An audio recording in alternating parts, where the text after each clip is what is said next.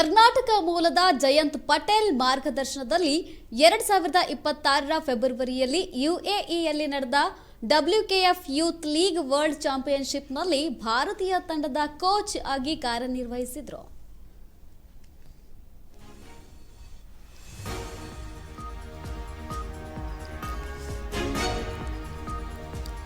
ಕರ್ನಾಟಕ ಮೂಲದ ಜಯಂತ್ ಪಟೇಲ್ ಮಾರ್ಗದರ್ಶನದಲ್ಲಿ 2026ರ ಫೆಬ್ರವರಿಯಲ್ಲಿ ಯುಎಇಯಲ್ಲಿ ನಡೆದ WKF ಯೂತ್ ಲೀಗ್ ವರ್ಲ್ಡ್ ಚಾಂಪಿಯನ್ಶಿಪ್ನಲ್ಲಿ ಭಾರತೀಯ ತಂಡದ ಕೋಚ್ ಆಗಿ ಕಾರ್ಯನಿರ್ವಹಿಸಿದರು.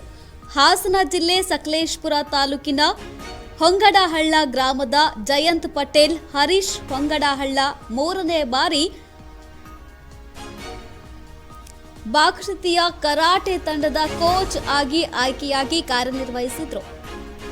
ಭರತ್ ಶರ್ಮಾ ಮಾರ್ಗದರ್ಶನ ಹಾಗೂ ಆಕಾಶ್ ಅಧ್ಯಕ್ಷ CS ಅರುಣ್ ಮಚಯ್ಯ ಮತ್ತು ಪ್ರಧಾನ ಕಾರ್ಯದರ್ಶಿ ಭಾರವ್ ರೆಡ್ಡಿ ಅವರ ಆಶೀರ್ವಾದ ಮತ್ತು ಬೆಂಬಲದೊಂದಿಗೆ ಈ ಸಾಧನೆ ಸಾಧ್ಯವಾಯಿತು. ಇವರ ಬೆಂಬಲ ಜಯಂತ್ ಪಟೇಲ್ ಅವರ ಕೋಚಿಂಗ್ ಪಯಣದಲ್ಲಿ ಮಹತ್ವದ ಪಾತ್ರ ವಹಿಸಿದೆ ಎಂದು ಜಯಂತ್ ಪಟೇಲ್ ಸಂತೋಷ ವ್ಯಕ್ತಪಡಿಸಿದ್ದಾರೆ. ಈ ಸಾಧನೆ ಕರ್ನಾಟಕ ಹಾಗೂ ಭಾರತೀಯ ಕರಾಟೆಗೆ ಮತ್ತೊಂದು ಹೆಮ್ಮೆಯ ಕ್ಷಣವಾಗಿದೆ.